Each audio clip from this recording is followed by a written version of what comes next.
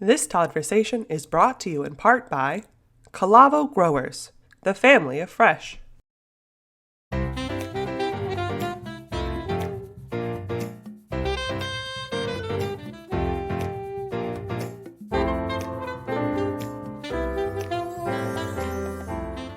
Hey, hi, ho, everybody. Happy holidays. Welcome. Thank you for being here today. We are thrilled that you're spending a little bit of your holiday time with us. To everybody out there, we wish you a happy holiday, Merry Christmas, whatever you celebrate in your heart and with your family. I hope it's joyous and wonderful, and you make it the very best it can possibly be, because that's incredibly important to do, and it's a great time of the year. I'm very excited about my guest today. I'm excited to talk about this topic. So many people get into resolutions, and we thought, hey, let's get into the conversation of resolutions like in December, so people can get a little bit of a head start and take some advice from a big brain that's out there doing some amazing things out there in the world of being a registered dietitian, uplifting the spirits of people in the grocery store. So please, everybody, give it up for my friend, Barbara Ruhs from the Market RD. Welcome, Barbara. Thanks for having me, Todd. It's absolutely a pleasure. What do you think of the hat? Bring it strong today, right? I got Santa brought me this a little early. That is a good hat. It is a good hat. It's a very hot hat. This hat's not going to stay on long. So take a look at it now, because they're going to be here in a minute. I can guarantee you that. Thank you for being here and hanging out. You have built a career, and, you're a registered dietitian. You're out in the retail sector talking to people, uplifting brands, all kinds of stuff, which I can't wait to talk about, because I really feel like you guys are the unsung heroes that win a lot of wars that nobody knows that you're even involved with, which I think is just awesome. But, you really are a true master of connecting people to food. And I think that is such a cool position to be in. And there's so much energy behind that. So as I said earlier about this pre-resolution thing, I'm just excited to have this conversation, talk about what's going on in this country, what you think's going on, what we need to do, plant some seeds, maybe kick in a couple of doors. And maybe we'll piss some people off, make them think hard. I'd love to do that too. I have a problem with that. But before we get going, I'm going to shut up for a second.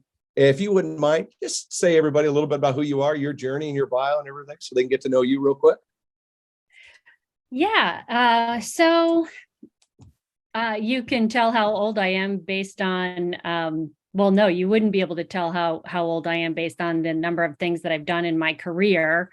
Yeah, I've had a circuitous career, a lot of different directions, all nutrition.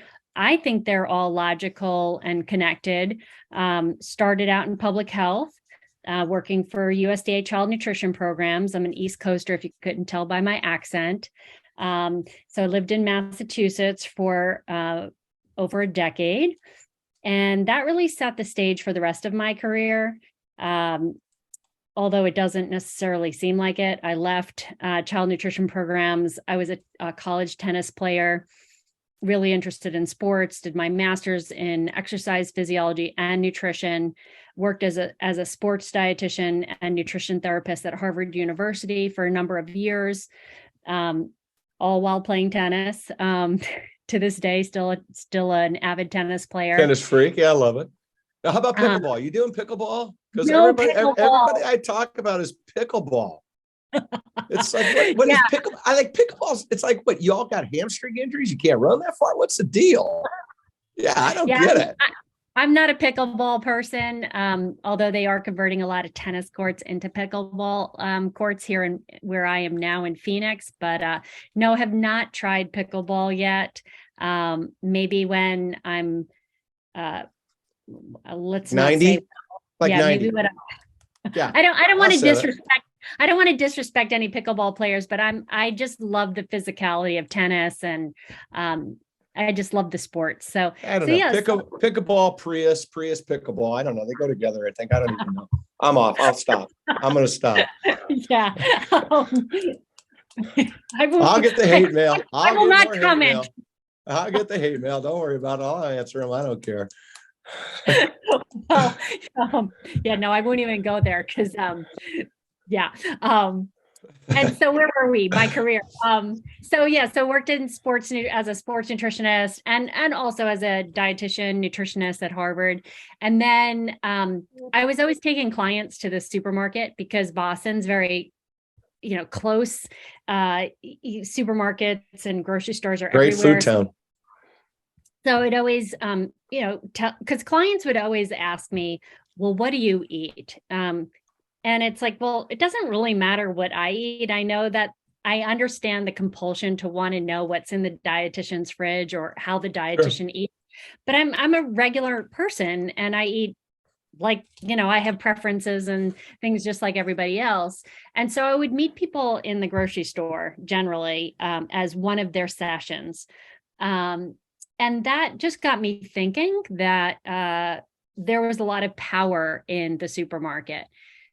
And I somehow, so I went to Cornell undergraduate, and there was a professor at Cornell. I don't think he was there when I was there, but Dr. Wansink. And he's this guy who, you know, did a lot of the studies where they would do the bottomless soup bowl, and they, like how you serve food and what you do, how it influences consumption.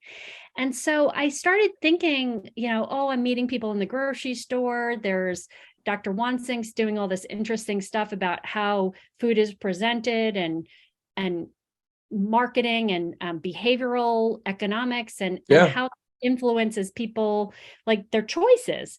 And so, out of the blue, I get an opportunity. Somebody had said, oh, there's this job working for a supermarket chain in Phoenix. And I sent my resume, and of course, like Harvard University speaks That doesn't help. I mean, that a lot. helps a little bit. That hurts a little. It helps a little.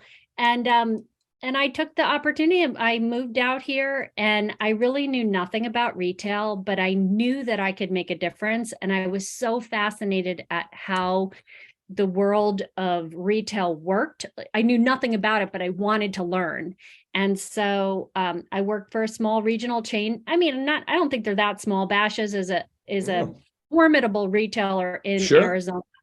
And what was really interesting to me about Bashas' in particular is that they have different formats. So they have their conventional supermarket chain, Bashas', and then they have a Hispanic focused Food City format it's like you're walking into Mexico when you walk into those stores. And then they have the exclusive rights on the Native American reservation land, so the Dene stores. And then they also had AJ's Fine Food, which is more of an upscale gourmet format. Yeah. And so I thought, if I'm going to go work for a retailer and I can play tennis 365, this would be a great retailer to work for, because they have the spectrum of different types of consumers. And that really set the trajectory of the last, I'd say, 15 years of my career, that has been really focused in retail and working as a dietitian. And people are always like, oh, you were a dietitian working for a supermarket chain. Now it's more common, but when I started, there was only a handful of dietitians. Yeah. And we all did very different things. And I remember calling up a couple of my colleagues because I wanted to network with them. I wanted to know what they were doing. And, flew back to the East Coast and met with a dietitian that worked for Pathmark. I think she still works for Pathmark, or a subsidiary of Pathmark. And Jacqueline Gomes and also Carrie Taylor out at Big Y. And just, talk to these dietitians that were, doing the job that I was, a similar type of job. Funny story, side note. So I did go to Cornell undergraduate, and one of my intern periods, so I was a work study student, and one of the projects that I worked on was with the FNET program, which is a USDA funded expanded food and nutrition education program. And that experience doing my work study project, I actually worked at Wegmans under their dietitian, Jane Andrews, who is very highly regarded in the industry. She's retired now, but it was almost like I was destined to work in retail. I didn't even know it was such a fascinating thing when I was working in Wegmans, and I was doing store tours for second graders. And I love kids and I love the grocery store. And I love food. So it was sort of like the perfect marriage, fun, yeah. yeah, and I was getting school, college credits. So what could be better? But, um, when I worked for Bash's, it was people always used to ask me, like, what do you do as a dietitian? And the better question is, what don't you do Correct. as a dietitian working for a supermarket? Because from shelf labeling to store tours to customer service, questions about ingredients or labels, to sourcing new products that might be marketed as a healthier product, or how to help shoppers make better decisions when they're in the store. Like, Right. there's a million and one things that I did, and I really jumped in full force because I wanted to learn all about how the buying process works, how does distribution work, how does merchandising and marketing, the whole Right. spectrum. Thanks for joining the Todd-versation. And now, a word from our sponsor.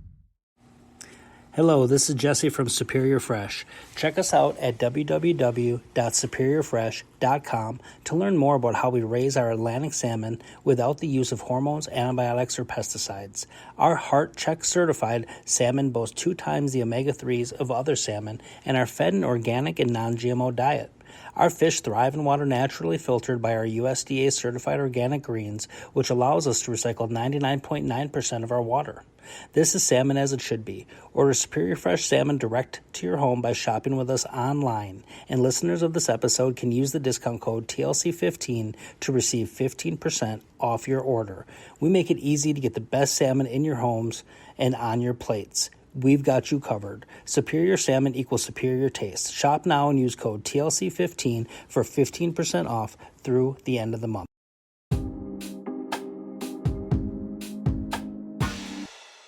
What I love about your story is that you were on a path, and you were so into the path that you were on, you weren't considering another path, and it led you down this road. You get to Wegmans. All these things were just laid out in front of you. And that's what I say all the time, is that we never know we never really know the path that we're on. We just know the decisions that our path puts in front of us. And it sounds as if every one of those that you were on your path just led you, obviously, to hanging out with me today, nonetheless, but have led you down this road that really, truly, to your point, is been your calling. It's like you have been fed by that path and by that journey to the point we are sitting here today talking about some of these really cool things that you're about. And as I said in the beginning, in my opening, in my opinion, retail dietitians don't get a whole lot of credit. They are behind the scenes in a lot of ways. They are incredibly important to the retail sector. They're incredibly important. So I want to talk about, I want to start here because I think it's so relevant. And, they really are, as I said, they're unsung heroes, known as retail dietitians. So I'm going to give you a question. I got a couple versions of it I want to throw at you based off this question. But the first part is I want to talk about the value that retail dietitians drive in to the stores. Okay. And from 3 levels, one from the consumers, one to the store, and then to the brands. So let's start with the consumers first. Talk to me about the value that retail dietitians have to the consumers that are in these stores today. Yeah, so I think it's a great question. It's a complicated question in some regards. Dietitians were originally hired in a customer service type of capacity or consumer affairs. So they're really helping customers by answering questions or providing information that customers want to make decisions in the store. Not necessarily, it didn't start out as directly as, oh, there's people with diabetes or heart disease that are shopping in our stores and we want to address their concerns, but more about like ingredient labeling and just sort of more general consumer service. We're food people. I mean, my degree, of course, is in nutrition, but I graduated from the College of Human Ecology. So it's like home related to home economics, how people prepare food.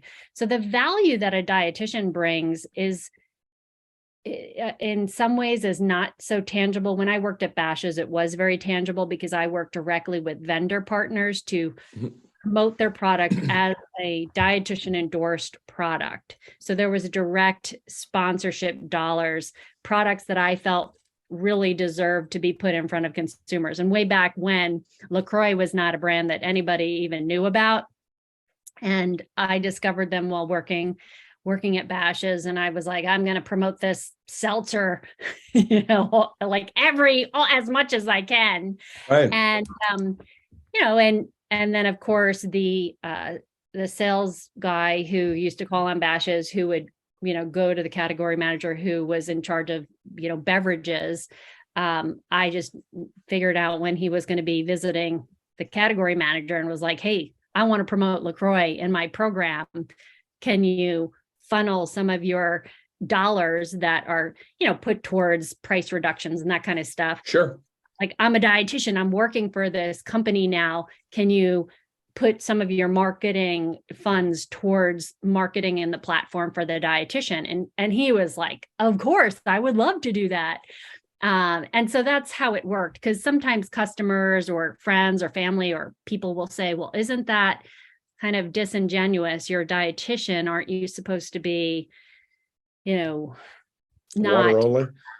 bought by like a brand? And I never really saw it like, it was products that I really wanted to promote. It wasn't like people were coming to me like, I want you to promote, partially hydrogenated oil, fried chips or something like that. No, I mean, so there was direct money that the platform that I ran, that there was direct value to the retailer. But then there's also incremental sales we could measure, like, okay, you're putting canned tomatoes on an end cap. I had a designated end cap in every store, and I could do a test and see, okay, well, there's an end cap at another time that's not on the dietitian end cap. And then then I'm promoting it on my end cap and compare the sales volume. And of course, it's more complicated than just, you have to look at timing and all that kind of stuff, pantry stocking. But I could measure the impact of the promotions and additional marketing that I was doing, and gauge the value I was bringing to the retailer. So I could continue to go down that path of what the value is, but I think the bigger value is really understanding that every major food brand, from Kellogg's, General Mills, to PepsiCo, of course, because you're in the industry, that a lot of these companies own the smaller companies, right? But and large restaurant chains, all of them have dietitians. They all work in like R&D or in marketing or in brand management or consumer affairs. So from the whole spectrum of the food supply, there's dietitians behind the scenes everywhere. So working in a supermarket was, although it wasn't as fast as, say, CPG brands, large brands having dietitians on staff. Now it's sort of catching up, and you'll see the same thing in the restaurant industry. The Taco Bells and McDonald's of the world, they all have teams of dietitians that work behind the scenes. And what do? I mean, they do a whole bunch of different things. And even with retail dietitians, like nowadays, I'm seeing a lot of dietitian roles evolve and expand. So like at Aldi, a dietitian colleague that I know there, her title is largely focused on sustainability, nutrition initiatives. So, we all do different things. I think one of the areas of my expertise, having run a conference, I started a conference in 2009 for retail dietitians, and ran it for 10 years with a nonprofit in Boston called Old Ways. And that experience of running that conference for dietitians that worked at all the major retailers in North America, so including Canada and Mexico, as well as then it expanded. We'd always invite one or two global dietitians, so from the UK or Australia or Israel, is that I'm now more of an encyclopedia of dietitians that work in retail. So you might say, does Publix have dietitians in Florida? Yes. Or somebody might say, what retailer operates in the Pacific Northwest that has dietitians? Well, I could tell you what retailers are in the Pacific Northwest. I can tell you which have dietitians. I can tell you what they do, because that's just been one of my obsessions is bringing all of these dietitians together, not only for the benefit of our profession, because dietitians in general, most people think we only work in hospitals or in healthcare. But when you step out of that healthcare box, it really gets confusing for people and for other dietitians too, because anyway, that's a whole nother conversation. But I want to bring these dietitians all together so that we can talk and network and really raise the level of all education and what we're doing.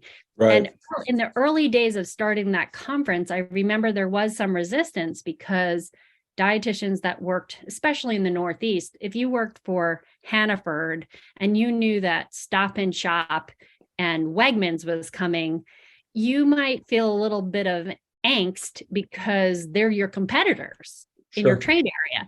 Sure. And so this wasn't about a competitive sharing proprietary secrets, but more about how, as health professionals, first and foremost, we are, like doctors, we have a code of ethics, and, we are committed to providing education to clients, consumers. And that's really how we operate. Of course, when you work in a for-profit space, you do have to be a little bit, aware of what you're saying. The goal of that conference was to bring dietitians together so that we could improve public health ultimately. And that's also why I partnered with a nonprofit, because nonprofits are not focused on profits, and they also have rules and things in terms of working with for-profit organizations. Right. So it was a very educational experience. Really just a great opportunity for me to meet so many wonderful people and to learn really how dietitians work across the spectrum, and also about retailers in general, how unique so many different retailers across the country are doing so many fascinating, wonderful things. 100%. And I think that's a really neat part about this conversation and having you here, is because brands, just like you talked about LaCroix, going, yeah, I got money. You want to do something? You want to help me get a positive message out about what we're doing and talk to your base and incorporate that through this retailer who I'm trying to sell my stuff through. It's a win-win. And the brands, to your point, a lot of people have the dietitian brands. Some of these people have them. In some ways, in some of what they do, it's a little greenwashing. And some of you want to peel back that onion in a couple of these brands. I'm not going to go there, but you got to look at what that dietitian is promoting, what they're talking about, what the messaging behind it. But you guys, again, like I was talking about, you have, the unsung heroes out there. You have so much ability to help brands message directly to that store's consumer. So much different than putting it on sale from, $2 to $1 on sale, right? That's a very limited message. That's not really getting it out. But you guys talk in a multiplicity of ways, whether it's through signage, through the website, through educational pieces, through newsletters. It's a really vast network of people. So I'm always wondering, I think about this, and I always encourage brands. It's like, if you're selling a retailer, do you actually know who their dietitian is? And I bet you if I asked 10 people, they probably wouldn't have a clue, right? But they're such an important part of being able to help brands drive that messaging. Again, something I talk about all the time is that it's really important that we keep the conversation about blueberries moving. It doesn't have to necessarily be about Bob's blueberries, but blueberry conversations increases consumption for all. And it's incredibly important. So I appreciate how you frame that back up, because there's so much value that's out there. And I think it's relatively, in a lot of ways, and I guess I'll give you this question, it's somewhat untapped in a lot of places. There's not a lot of brands. I mean, there's brands that lean in, but there's more brands that aren't engaging with retail dietitians than there are engaging, if I was guessing. Yes. I mean, of course, now retail dietitians we're always tasked with proving our value, not only at the retailer. Sure. And, and I worked for a retailer that went through bankruptcy and a reorganization. And I saw people that had worked for the company for 30, 40 years get laid off, in the swing of a few days. A pin. Terrible. And, when I survived that, it really made me to reflect and think, like, how did I survive that? The first few rounds of layoffs. It was because I was running a program that had direct value. There was direct money coming in from brands to pay for that. Now, Right. as programs have evolved, as dietitian and health and wellness platforms at retailers have evolved, so have the sponsorship fees. And, it used to be that small independent regional retailers were the ones that hired dietitians as a competitive advantage because they couldn't compete necessarily on price, right? Right. The buying power isn't as good for a Bashas' as it is for, say, a Walmart. And so if you offer this customer service, or you're offering a service like having a dietitian that could offer education to anyone, then that's where you're going to find more dietitians. And so even today, you see a lot of the regional retailer independents are the ones that have the formidable platforms for dietitians. So it's like Big Y and Wise Markets, and United Supermarkets in Texas is now owned by Albertsons, but HEB, Publix, these are the retailers that have dietitians. Of course, now bigger retailers have dietitians as well. So Walmart has dietitians. How they utilize them, and Costco has dietitians that work more in sort of medical nutrition therapy behind the scenes for their employees. But a lot of retailers have dietitians now. Where they and how they function is always the question mark. But your question was about brands. There's a lot of brands maybe that don't take advantage of dietitians. And I think, yes, I mean, the majority of brands do not take advantage of dietitians. But if you're a small brand, say, like, I think of Kodiak Cakes as another brand. They weren't around. Actually, I'll use another example. Kind Snacks, Kind Bars. Sure. Right. When I was working at Bashas', that bar was introduced. And we had an entire setup, a bar section. And I remember Kind came in and presented their bars. And I remember the category manager, the natural category manager, who's still at Bashas' to this day, young, he was young like me back then. And he was like, why should I take these things? Like, we have so many bars. And I opened a package and I tried it and I was like, oh my gosh, we've got to sell these things. Like, these are amazing. Plus the way that they package the Kind bars, you could see the nuts. Nobody was doing that back then. And so we took a risk. They offered us an exclusivity, in the Southwest, like, if you take this, we'll give you this many shippers and, the retail stuff. And that was a small brand back then. For them to invest in a dietitian platform, they were more interested in investing in the retailer, right? And the retailer, Bash, was like, well, we have the perfect way to highlight you. We have this real living person who loves your product and can speak to it. And so that was a brand that was in my weekly ad, was put on merchandising. I had these designated end caps in every store. They had given us shippers. And if we, sold a certain number, of course, they sold out like almost instantly. Well, now Kind is a big brand. Kind has dietitians on staff. They have multiple dietitians. The dietitians at Hy-Vee or Coborn's, they're regularly on their local television networks. And so they will promote the product when they have those media segments. And their they have merchandising places in the store. And so I think I've given you more than you wanted to know. No, look, because again, I go back to what I said in the very beginning. Not a lot of people realize what you all do and the value that you bring and how it works. And I think it's great. I mean, this is what the whole basis of our conversation is about. It's the reason I, kind of put my brain into where it was about this, is because I think it's a very unique opportunity to help yourself have direct level conversations with consumer, whether you're working with the dietitian at retail or you're working with the dietitian as a small brand. It's a really unique opportunity to do some really creative messaging and talk from a different perspective, rather than, everybody's, leaning into sustainability or regenerative or whatever, and great. These are all great. I'm not taking anything away from that. But this is another avenue that touches people at a different level. And I think it's really important that we talk about that a little bit. And I think it's really important that young brands recognize that this is a great bullet in the holster, and you should think about it in the future. You should think about it as a part of your marketing plan. You should be thinking about, how can we get benefit out of this? What can we be saying differently than perhaps we're not thinking about? That's the perspective I think is so valuable. And so I think you've shared it beautifully. I want to kind of shift gears a little bit. I want to ask you a question that something that you had written and I liked a lot, and I want to find out what it means to you. What does the phrase "powerful health everywhere food is sold" mean to you?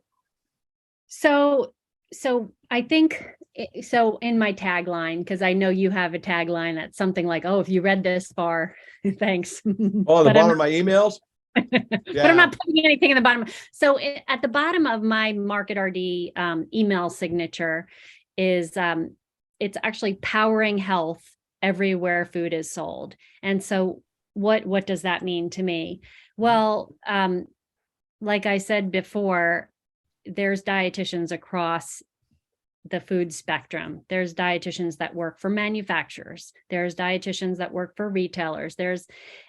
And the consumer is interested in health and wellness more so now than ever before. And they're thinking about it when so powering health everywhere food is sold. So, okay, of course, people think, okay, Market RD, Barb, she's focused on supermarkets, but it's not even just in the supermarket. But if we're going to use that phrase and apply it to a supermarket, powering health, my mission is to help elevate the health and wellness conversation anywhere food is sold. And that includes the supermarket, that includes at the point of R&D at the manufacturer. It includes at a convenience store. I've always been baffled, we're seeing more evolution now. When I go and visit Superior Fresh in Wisconsin, I love going to, Quick Trip. And they do a really amazing job with perishables. But, 10 years ago, you didn't see anything perishable. You'd be hard pressed to find anything beyond an apple or a banana in a convenience store. And so when I say powering health everywhere food is sold, I have reached out to the 7-Elevens and the Wawas and the Quick Trips of the world, actually trying to get jobs working for them to promote health and wellness, because there is a way to do that. And actually nowadays there are dietitians that work at 7-Eleven. There are dietitians that work at Quick Trip. I think Wawa probably has dietitians. And a lot of retailers have convenience chains, but you should be able to find a healthy choice no matter where you're buying food. In a retail space, like a supermarket or a convenience store, or if you're going to grab fast food, or you're doing a road trip, or you're on vacation, you should be able to go into any retail space and find a food that supports your health and wellness goals. And this really stood out to me. As working for a retailer, I've been very fortunate. I've been invited on some amazing behind the scenes farm tours and trips. And a couple of those were international. So I remember I actually consulted for a Danish cheese brand, Arla.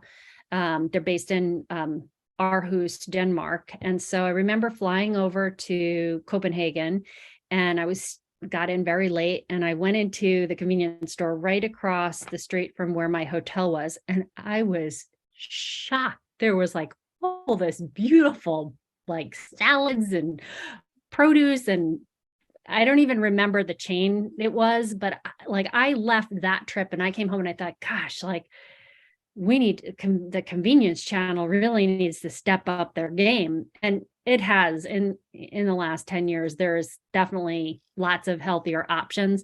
For sure. But to answer your original question, what does that mean? Powering health everywhere food is sold. I mean, I'm just focused on that mission. I think every company should have a dietitian. We are the credentialed experts, and not all dietitians are the same, right? So just finding any dietitian, it's like finding an influencer, right? Yeah. I mean, dietitians are credentialed influencers, but you want to have the right person that's working for you. So if you're I think retail dietitians are great brand ambassadors and great influencers. So if you find somebody who's not working for a retailer anymore and you want them to represent your brand, they understand like how Correct. it works at retail and can work for your brand and help, with those channels, understanding how things actually get from the distribution center to the shelf and how they're marketed and merchandised and all that kind of stuff. There's so much knowledge learned from working at a retailer that is valuable to a brand, which of course, that's how I ended up working for brands. Well, speaking of which, let's talk about a brand. I want to get into one of them that is interesting to me. And you've worked with avocados from Mexico. And I mean, look, that's a powerful, that's a powerhouse brand. There's no two ways about it, both to the trade and consumers alike. And if you take a look at their case study, their growth and stuff, I mean, it's an interesting case study nonetheless. Can you just share with me just quickly kind of what that experience taught you from being a part of that? Because that's, it's not a retailer, it is a brand. It's really a company representing a whole bunch of brands, right? They're representing all the avocados from Mexico. So if you wouldn't mind, just talk a little bit about what you learned from that. Yeah. So a couple of things. So, most important thing I learned about working with avocados from Mexico is relationships. How valuable relationships are. Maggie Beazard Hall, a lot of people in the produce industry know Maggie, love Maggie. Maggie's the reason that I got hired by Avocados from Mexico. Maggie had worked for Chilean avocados for many years. And when I was at Bash's, we had a funny situation where Chilean avocados, when you're a brand, you're doing promotions, and a lot of times they're time sensitive. And Chilean avocados used to do this Super Bowl campaign where they'd get tickets, somebody would win tickets to go to the Super Bowl. And they would send the merchandising stuff to Bash's, to the distribution center. And my office just happened to be located in the distribution center, but right above the produce buying office, where the category managers and produce buyers were. Right. And so I could walk down into the warehouse, and so Maggie we just happened to be talking one day on the phone, and she said, "Hey, we're doing this Super Bowl campaign. Can you check and can you ask the category manager if he sent out the merchandising?" And I said, "Well, what does it look like?" And as I was like on the phone with her, I said, "Let me just run down to the produce office and see if your stuff has been." And so I got down there, and all the boxes for Chilean avocados were like still sitting there. And so, not thinking really too much about it, I just was like, "Well, hey, I'll move them over and get them on every truck today." Well, that's pretty helpful, hands feet on the floor, to get it on the truck, like, in a 2-minute conversation. Yeah. I could go downstairs and get all your merchandising that you've probably spent $100,000 on to get to stores, right? So customers can actually participate in your sweepstakes. So year after year, Maggie would say, "Hey, like, we're doing merchandising, can you check?" And so we developed a relationship, right? And it was that relationship when Maggie got offered the opportunity to be the VP of sales and merchant trade, retail merchandising for Avocados from Mexico, when they formed their association in 2013. I happened to send her an email because Bash's was reorganizing, and she's like, "Wow, this is perfect timing. How'd you like to work for Avocados from Mexico?" And the jingle wasn't even something people knew at that point. No. Avocados, like, I love avocados. I could promote avocados. And so that relationship was very valuable. And that's how I ended up working for Avocados from Mexico. But to speak to the success of that brand and the produce industry, you and I know, I think you know this because you know produce much better than I do.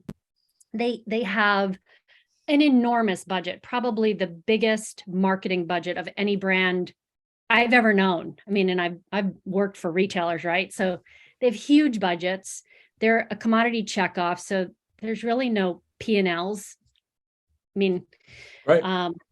and if you have an unlimited marketing budget, I mean, again, if you're a small brand and you had 1/100th of what they spend or they have at your access, you could do a lot. But so they have a huge budget, and then all of a sudden avocados were everywhere. The distribution, avocados are coming across the border and they're going everywhere.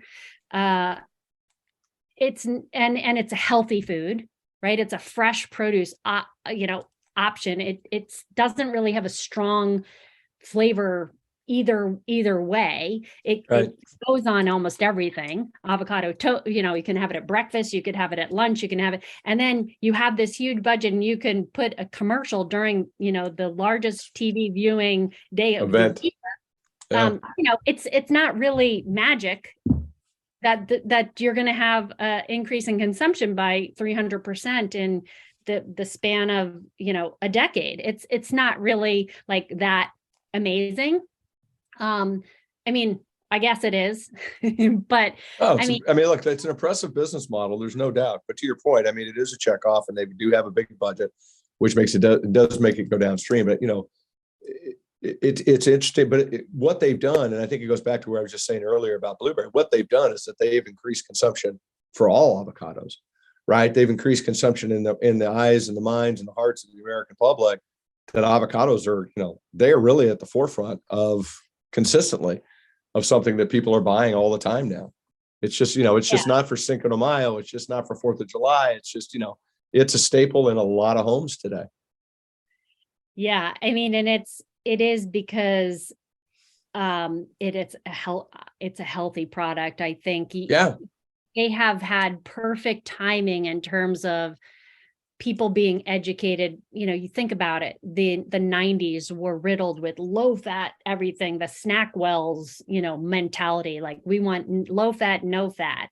And then in the 2000s, the conversation about fat and the Mediterranean diet started to pick up, and people started to learn a little bit more about good fat.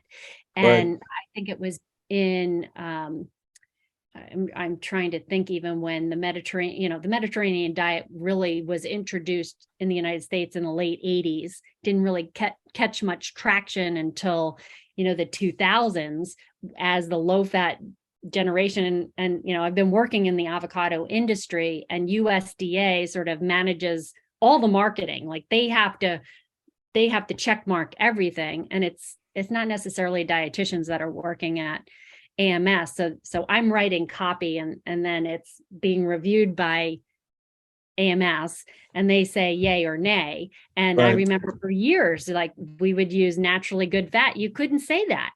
You couldn't say healthy. You still can't say healthy fat.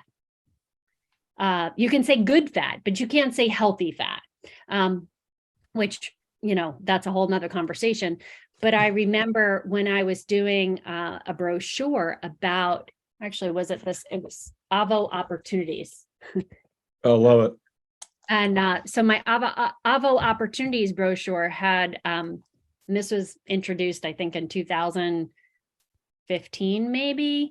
And I was trying to introduce the idea that it is if you're looking at all your fat, it's not just limiting the fat, but if you're eating, say you're eating 50% of your diet from fat, if most of it is actually coming from healthy, good fat sources like plant sources and not processed, hydrogen or anything like that, that is what the Mediterranean diet is. Mediterraneans, they have way more than 30% or more of their total calories come from fat.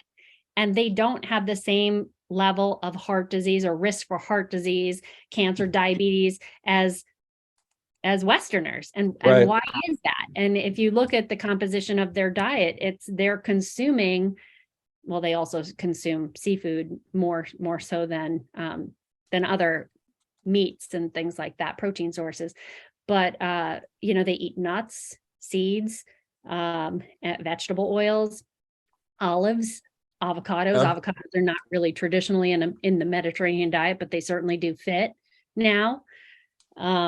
But yeah, so the good fat, so I think avocados from Mexico in terms of health and wellness and consumer knowledge of nutrition and the evolution of the science of nutrition has evolved at the same time that avocados have gained in popularity. And, avocados from Mexico is a brand, they're a country of origin. And we're all part of the Haas Avocado Board, which is the research arm of the industry. And so, Right. thankfully to the Haas Avocado Board, they invest a ton of money. I'd say, a good third of their budget, which is paid for by countries of origin. We all pay into supporting the Haas Avocado Board as the research end of the industry. And they do nutrition research on like making sure we have data that supports that eat more avocados, Right. have lower risk for heart or have lower risk for obesity and being overweight. So we all work together. But the Haas Avocado Board has been, working on building the base of science that supports what I do, for years and years Right. before with avocados from Mexico. Yeah, I love it. Well, look, I love that you talked about, good fat versus healthy fat, that you can't say healthy. You'd say it's good, but you can't say it's healthy. It's just, we've got to get a bigger, it just goes to show the amount of disconnect that there is with our food and trying to make this country healthier by allowing them to better understand the food choices that are in front of them. And, it's just mind blowing to me that you can't use the word healthy. Good's okay. Healthy's not. Makes no sense because it's still positive, right? It's not like it's a negative. It's still a positive. Yes. These fine details of labeling and terminology is very confusing. It's confusing for dietitians, but think about if you're a consumer, that's also very confusing. I think what's also really fascinating about the avocado story in general is that, okay, you've seen consumption, per capita consumption has gone from under 2 pounds per capita to close to 9 pounds per capita. It's tripled, a 300% increase in consumption in, Right. You could say it's 2 decades. Data from USDA starts in about 2007. Avocados from Mexico was formed in 2013. So in the span of 2 decades. Now, in 2 decades, consumption of fresh fruits and vegetables, nothing has changed. Really? No. And so what can the produce industry learn from the avocado example? I mean, I think the challenge with the entire produce industry, and when we're in it, we're drinking the Kool-Aid, right? You worked in produce for so many years, we're like always trying to, sell more, increase volumes and sell more. The fact is like you could increase more, but across the board, consumption is not really increasing. And so I think the solution is, we need marketing dollars. If you had more marketing dollars for every fresh produce, but also I developed a curriculum on this topic as I was so fascinated, and I was working for a nonprofit that then changed direction. So I had this curriculum sitting there so I did a lit review. I mean, I spent a whole year really trying to understand how do you change consumption? And you've been doing a lot of this work with your podcast, interviewing people with the school meal programs. It starts with families and kids. So if you're not exposed to different fruits and vegetables, and okay, we have a food insecurity problem in this country. I mean, For sure.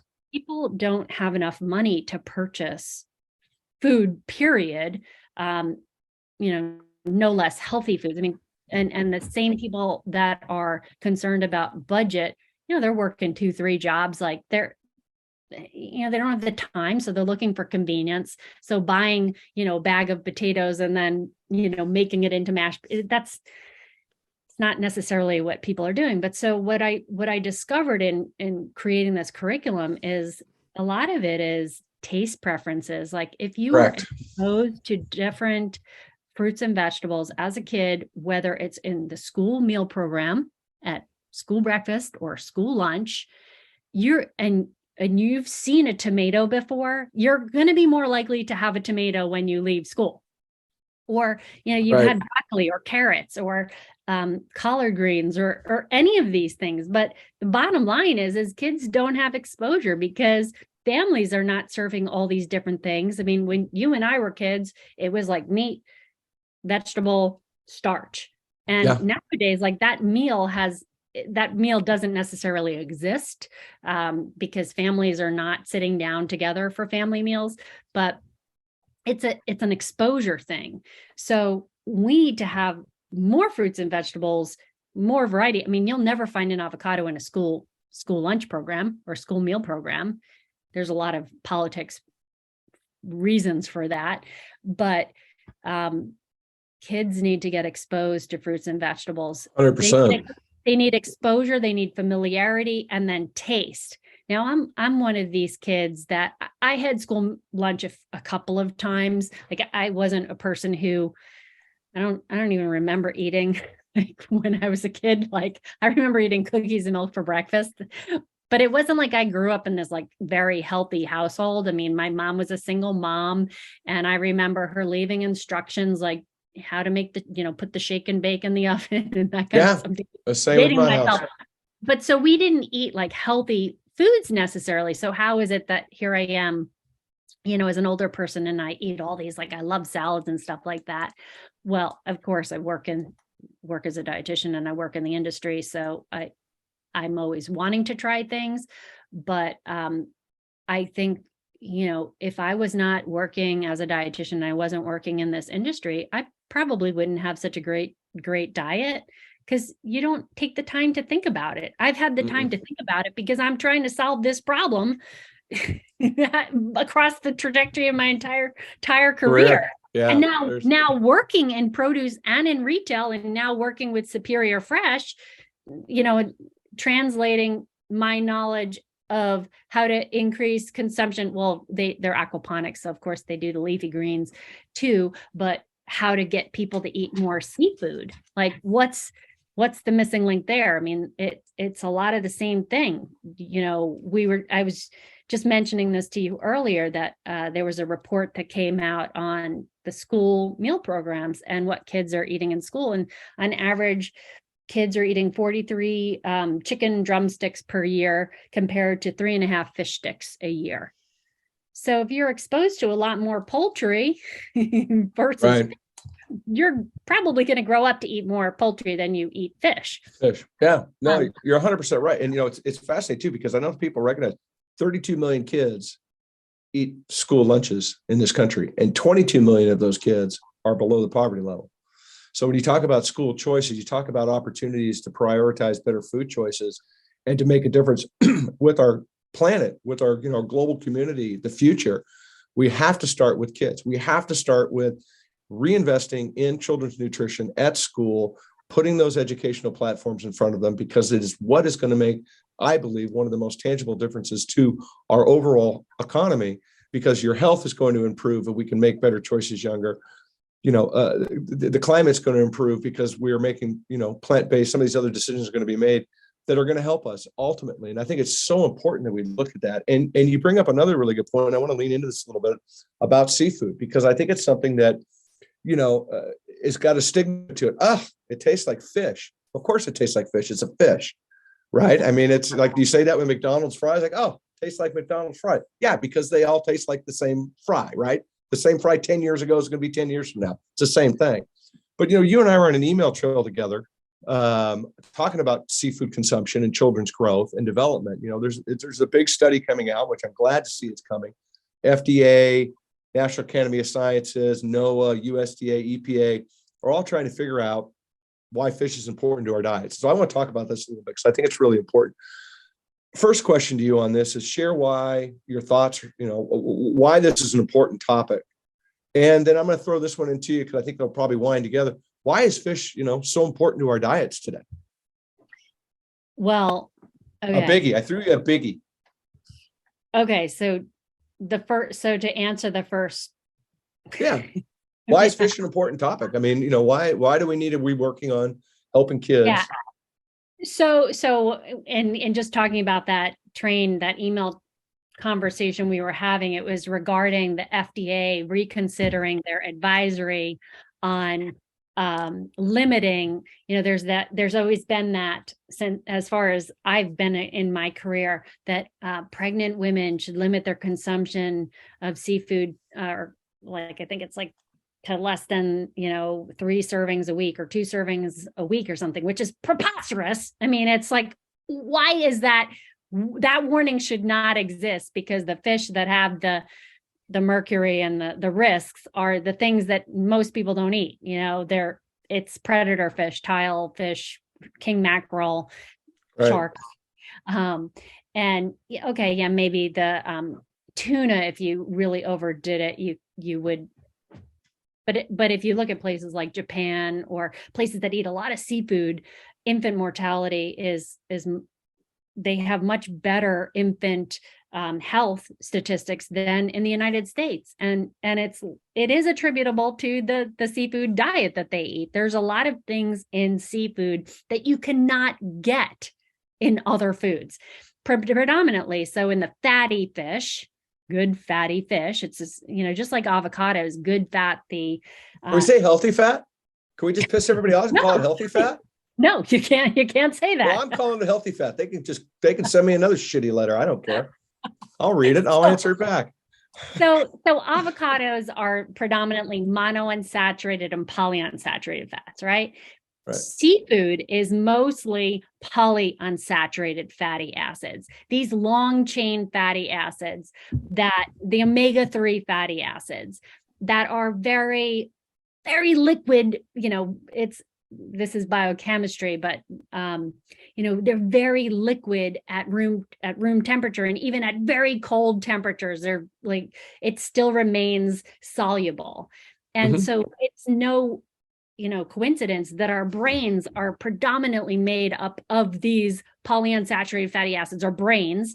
And so that's why they're so important during fetal development, pregnancy, because if you're not getting enough of these building blocks to build a baby's brain, you're not going to have the greatest potential for cognitive learning and brain development, right, as your child grows. So we want pregnant women especially, but we want people to be eating more seafood to support their brain. And we also know that these long chain fatty acids, these omega-3s, also protect every single cell in your body. So they help with anti-inflammatory, depending on how you're consuming, you're either pro-inflammatory or you're anti-inflammatory. And unfortunately, most people are eating lots of processed foods, and they're not eating enough of these omega-3, these anti-inflammatory fats. And so they're producing, more cholesterol, and their body produces more, I don't want to say chemicals, but like prostaglandins and things that make your blood more sticky and sticks to your arteries. And that affects your health. That's what increases your risk for heart disease or heart attacks and high blood pressure and all that kind of stuff. So individuals, human beings in the United States do not consume enough seafood. They don't eat enough. 90% of Americans don't consume adequate amounts of omega-3 fatty acids. And one of the interesting sort of governmental, glitches here, aside from even saying healthy fats, is that there is no dietary reference goal. So there's no daily value, or we used to call them the RDAs, the recommended daily allowance. There's no standard intake goal established for the omega-3 fats, the most important ones, the EPA and the DHA. Those are the omega-3 fats. There's also alpha-linolenic acid, ALA, which is from plant sources, there is an RDA established for that. But we can get that if you're eating nuts and seeds and vegetable oils, you're getting your ALA. But if you're not eating seafood, you're not getting those long chain fatty acids that are so important for your health. So these anti-inflammatory fats, these really, really good fats. I mean, I'd venture to say they're better than avocado fat. People just are not getting enough omega-3s. And so some people say, okay, well, I'll just take a supplement. Well, there's not really standardization in the supplement industry. I mean, for anybody that's worked in retail or in industry, I mean, dietary supplements are regulated differently than drugs, pharmaceutical. Right. And so there is like the grading there's just a huge spectrum of what you're getting. Like the wild west too. There's not a lot of testing. You can, But even when you go and buy omega-3s, okay, so you walk into, say, Costco and you're like, oh, there's like a whole wall of omega-3 supplements. And you're just like, okay, well, I'm going to buy the cheapest one. Well, no, you have to look at the label, and you actually have to see that EPA and the DHA levels. Now, if you're eating fatty fish, salmon, or tuna, or halibut, or even shellfish, you're going to get omega-3 fatty acids. Like, you can't avoid them. But if you're getting a supplement, you may not be getting the maximal dosage. So how much do people need to be consuming?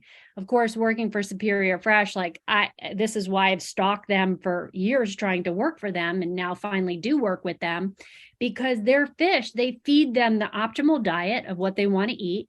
And so it's no coincidence that these salmon actually have optimal levels of omega-3s. And when you compare, our team at Superior Fresh, go and pick other salmon off the shelf at retailers and then send it to a lab and compare it against theirs. Our salmon, the Superior Fresh salmon, always has more omega-3s, and to the tune of 2 times as much omega-3s as other salmon. So it is really a superior, nutritious fish, and something that everybody needs to eat more of. And so how much omega-3s does everybody need to eat? We're looking at 250 to 500 milligrams per day of EPA and DHA. And so I always like to multiply that times 7. Just to make it easy for per week, what are you looking for? So 500 times 7 is 3,500 milligrams of omega-3s, EPA plus DHA. In one fillet of fish, there's usually around 2 grams of omega-3s. So that means you have to have more than 2 servings per week to optimize the amount of omega-3s. So if you're not eating 2 servings of fish per week of the fatty fish, because a lot of people eat like shrimp and tilapia and catfish, or, in the Midwest, the fish fries are, the walleyes and these are fish that are not. Don't knock the Friday fish fries. An old fashioned and a Friday for fish fries. Do your fish fry, but just do an omega-3 rich fish. Thanks for joining the Todd-versation. And now, a word from our sponsor. Hello, this is Jesse from Superior Fresh. Check us out at www.superiorfresh.com to learn more about how we raise our Atlantic salmon without the use of hormones, antibiotics, or pesticides. Our Heart Check certified salmon boast 2 times the omega-3s of other salmon and are fed an organic and non-GMO diet. Our fish thrive in water naturally filtered by our USDA certified organic greens, which allows us to recycle 99.9% of our water. This is salmon as it should be. Order Superior Fresh salmon direct to your home by shopping with us online. And listeners of this episode can use the discount code TLC15 to receive 15% off your order. We make it easy to get the best salmon in your homes and on your plates. We've got you covered. Superior salmon equals superior taste. Shop now and use code TLC15 for 15% off through the end of the month.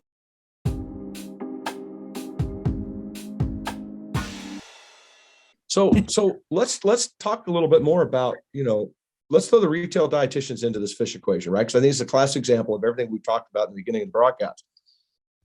We've got to make fish, and I think it's a really important topic, right? I think it's important that we look at seafood in our diets, and a part of it getting into schools, getting kids off the fish sticks onto a fillet, etc.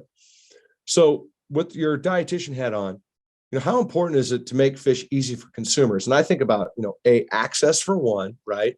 Not breaded and frozen. Preparing fish is scary. People freak out.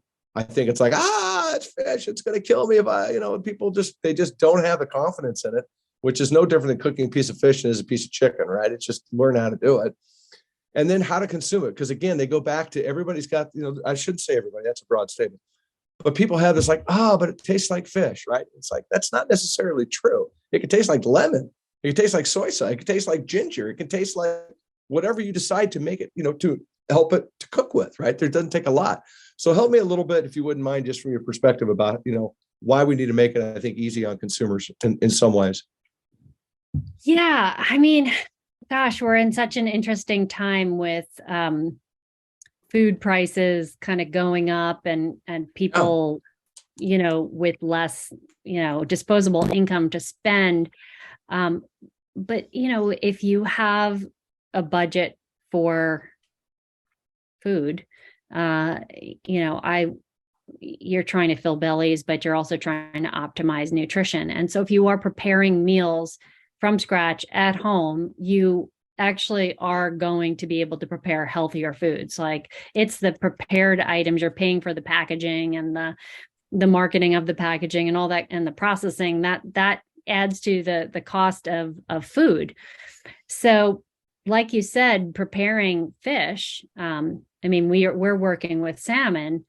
There's a million and one ways to prepare salmon. I think the easiest, like the gateway fish per se, I love it, is making it into things that, are sort of you're used to seeing. I think a burger, like a salmon burger, is really a great way. And, I get tired of just cooking the plain old filet. Of course, that is the easiest way to cook it. I mean, I think cooking fish is easier than poultry. I always cook chicken or it's turkey, it's like not too frequently, but poultry, I'm always like, I'll take it off the grill and I'll be like, cut into it, and it's got some pink juices. And my dietitian friends will say, well, use your meat thermometer. Okay. I always throw it into the microwave for a minute just to make sure that there's nothing, no salmonella in there. Right. Fish, turn on the oven, 400 degrees, 15 minutes, 20 minutes. It's almost foolproof. But I think, like I was saying, the gateway fish is like making it into forms that you eat, and like, it's easier to swap out a burger with another burger. So instead of having your beef burger or your veggie burger, you're actually going to be doing yourself a much better favor. Okay, stop. You don't even have to swap to the plant burger, swap to the fish burger. So a salmon burger is so easy. It's almost like cooking for dummies. Like, you buy the filet, whether it's like the frozen filet or at the seafood counter. A lot of times there's specials at the seafood counter. You buy what's on sale, or you buy it frozen. You usually get a value there. You defrost it. You don't even have to defrost. That's the other beauty of frozen fish, frozen salmon, is you actually don't have to defrost it. You can take it right out of the freezer and put it in the oven, 400 degrees, 15 to 20 minutes, and it'll be perfectly cooked. Of course, people that eat a lot of salmon, I was at a restaurant recently at a dinner with a bunch of industry people, and somebody ordered their salmon medium. It was like, this is a skilled salmon eater ordering salmon medium versus, I just want salmon to come cooked. Like, it doesn't have to be medium or well, just cook it. But making it into a burger is an easy thing. And you can flavor it any way you want. Like my easiest foolproof salmon burger is taking any 3 herbs. So it could be onions, basil, cilantro. Usually those are grow in my garden all year round here in Phoenix. Or in my fridge, I always have onions in there. So chop up some onions. There's usually cilantro, or I have pesto, and throw it into a blender, any three herbs, and pulse it in a food processor, form it into patties. I usually pan fry them. I don't generally use the grill. Like I know a lot of people in Arizona use grills all along. I just use my cast iron skillet. I think that's also a nutritionist thing because of the extra iron in the iron pan. Okay.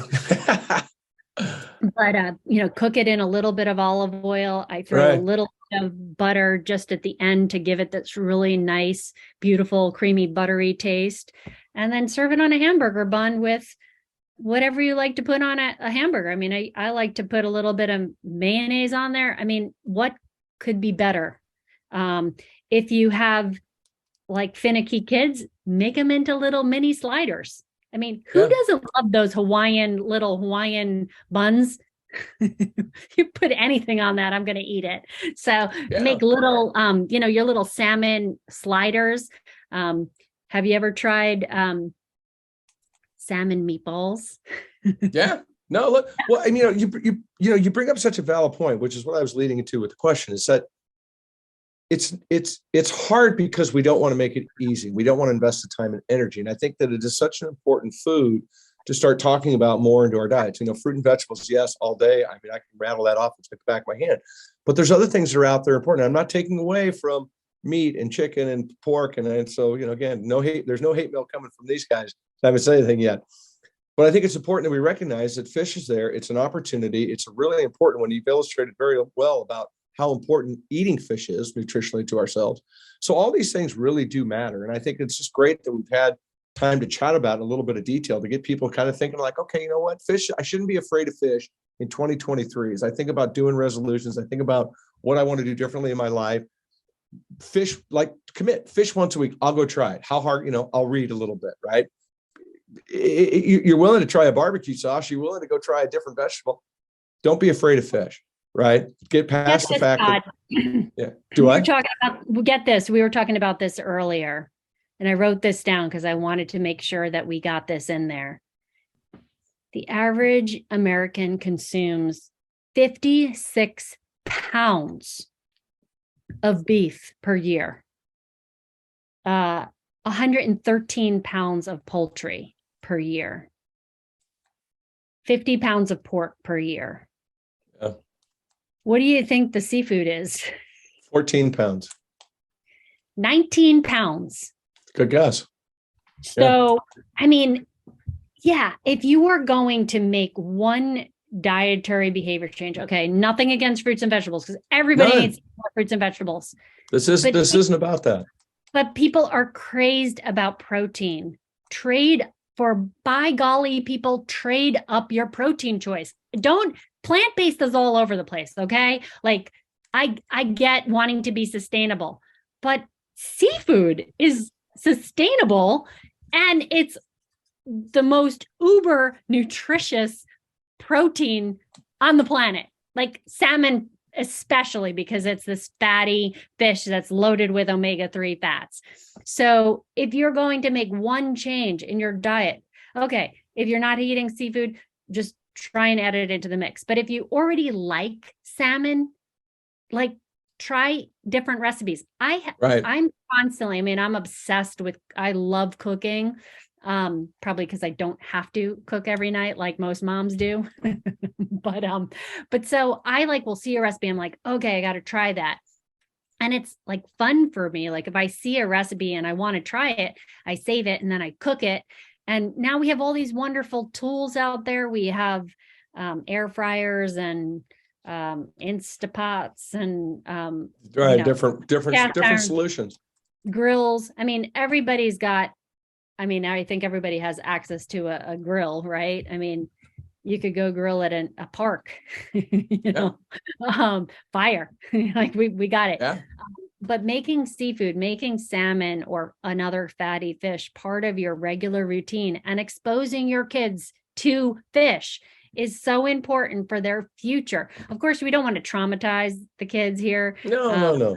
But I mean, there are ways if you get your kids involved in making the burgers, the salmon burgers, or you get them involved in preparing the product. I mean, there's just a million and one ways to prepare foods that taste good. I mean, and if you say, oh, I don't like the taste of it, I'm like, well, you haven't cooked it right, because you could make it like, I mean, I have my favorites of how I like to cook salmon, and it's a variety of different ways. It's not just one way. I mean, if I just cooked it with a little bit of butter and lemon and salt, yeah, that's delicious. But I'll tell you, my favorite is like sriracha and honey. That is like the bomb. So, Right. But again, it's simple things that just people can add. And I think, again, back to what we originally said, it's something that I think we need to be looking at harder. We need to keep these conversations on the forefront about how we're going to change the American diet. And the fish is a great way of doing it. Your comparison numbers, again, to your point about trading up, just try it. Just give it a shot. You're not going to go wrong. Look, you tell your kids they're not eating Nemo, so don't go traumatized. Like you said, they're not eating SpongeBob. Let's be cool, right? But get them to try stuff and work with the flavors. To your point, work with the flavors that your family likes, right? And see what you can't do, because it does make a tremendous difference. As we wrap up hanging out today a little bit, I got to ask you, because we are talking about 2023, right? And we're kind of setting people up to think farther ahead. What's your inspirational message you want to get out to the world for 2023? What's Barb got in her back pocket going to drop on? What bits of wisdom are you going to drop on everybody they need to think about for 2023? Besides call you and help you, keep dragging the message, watch my, check out Todd-versations, all that good crap. I mean, those are easy. That's low hanging fruit. Yeah, I think instead of I would tell everybody to look for dietitians where you might not expect to find them. Look at your supermarket. If you have not researched, it's likely there's a dietitian right in your neighborhood that works for your local supermarket. And when you're thinking about nutrition information or the source of nutrition information, like getting it from credentialed health experts. I mean, I was just looking at a big delivery platform, and one of their big things for promoting health was like looking at celebrity like shopping carts or shopping lists or something like that. And I thought, gosh, like who cares? Yeah, right. Like, I think it's more important to get information from a credentialed expert on what to be eating than who cares what some famous person is eating. I mean, well, right. That walks in with the Visa card, they never make a payment to, right? Because somebody does it for them. I mean, yeah, I get that. It's exciting and wonderful, but your point's valid. It's like, go to those dietitians and let them help you. Let the stores help you. I agree. So that's part of it. But then also when it actually comes to the food, I think eating more fish, of course, eating more fruits and vegetables is always something I don't think in my lifetime I'll ever stop beating that drum, because people just do not.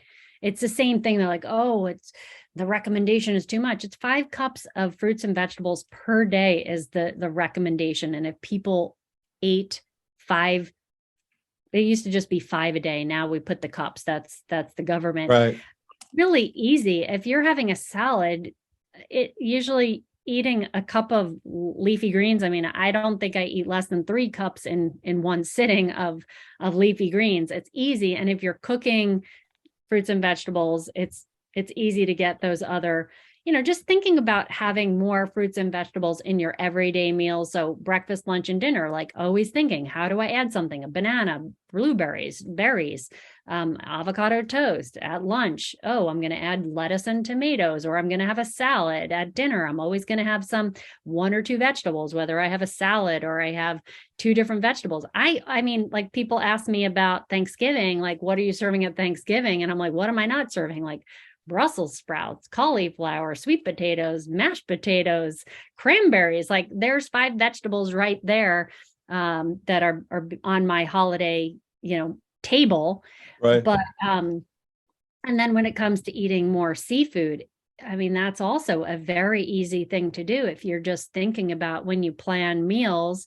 Okay, every Friday you're always going to have a fish meal, but then maybe like at least one other day. I mean, I'm an anomaly because I eat fish probably most of the time versus other proteins. But thinking like, okay, in addition to Friday, what's your one other day that you're always going to do your fish meal? And Right. it's not difficult if you plan in advance. And we've got to change that trajectory of protein consumption. I mean, you see the beef, the pork, and poultry are very high, and then seafood consumption is very low. Like we want to change the consumption. We want people to eat more seafood and eat less of these other protein sources. And when it comes to sustainability, I mean, I just think we get lost in the conversation of farmed versus wild. It's not even like, don't even go there. It's not about farmed or wild. It's just eat any fish. Yeah, I agree with you. Well, that's great. That's a great inspirational message for people, right? Get involved, know your food, know your dietitian, get involved with those choices, think things through. That's what we need to be doing. I mean, it's how we're going to change the narrative on food. It's pretty simple, right? It's pretty simple. Food's medicine, and we need to treat it as such. We eat too much of, one thing, it could cause one problem. You eat, not enough of another, it could cause another problem, right? And I think it's really important that, again, like we talked about, starting with the kids, getting them, change that trajectory changes so much on our planet. It's so much for our country. It's unbelievable. This has been fun. This has been a great chat. I've enjoyed this. I mean, you've got such a great perspective on what you've done, and you come from such a unique, as we talked about earlier, we talked about, your path has been so unique. So I think it's been great for you to come in here and just kind of share with everybody some thoughts and just plant, I think if anything, there's a lot of seeds you planted for people to be thinking about. And I think that's really special. I think that's really important. You talk about, 5 a day, and it's like, you can keep harping on people and then they stop listening. Right. And it's about planting seeds of new thoughts and understanding, like you shared about eating fish, why it needs to change a little bit. It's not a big lift. It's just consider that change. Consider how to put that into your family's, plan, because you are buying proteins in some way or another. Right. So why not figure it out? And to your point, recipes are out there. Make it easy. Try it. Doesn't all taste like fish, kids. It doesn't. If it does, that's got a problem with it, right? You should think about that a little bit. If you're eating fishy fish, it's like, I don't know, right? It's like getting sushi at the convenience store. You don't necessarily want to do that. Anyways, this has been a great time. I've enjoyed it. I appreciate you being here. Thanks so much, Todd. I mean, you are changing the conversation one Todd-versation at a time. I mean, we're trying. Like I watch your posts on LinkedIn every day, but every week, and you've just had a whole spectrum of different people. I mean, you've had a lot of dietitians, school meal program, lots of people that are really working very hard at changing the food system and changing the conversation. And so, yeah, I mean, both, I look at what you're doing after working in the produce industry and having really a very full career. And now you're doing something fun and you're making a difference. And gosh, I mean, that's why we're in this food business, right? We want people to catch the passion that we have for it and be able to be healthy. It is possible. And it is. your conversations are all the ways it is possible. Thank you. That's very sweet of you to say that. I'll take that as a lovely Christmas gift. I appreciate you doing that and saying that, because you're right. It's about inspiring people. It's about inspiring the ideas, the people behind those ideas, the brands that are out there. But, we need these conversations to the forefront. There's a lot of people doing some really cool stuff. And if people don't know they exist, they can't vote with their dollars. They can't figure out what's going to make a difference in this planet. Just saying you want to change, just saying that we have a climate issue doesn't solve the climate issue, right? It's like being in California saying we have a water issue. That doesn't solve the water problem, right? All these things need to be talked about. We need to find solutions. So I appreciate you saying that. It means a lot to me. It really does. Thank you. Thank you. Yeah. Everybody, thanks for watching. Ho, ho, ho. Like I said in the beginning, I hope your holidays are going fabulous. We're happy to get gifts here. We're not opposed to that. You can send us Christmas gifts. We love them. No, I'm teasing.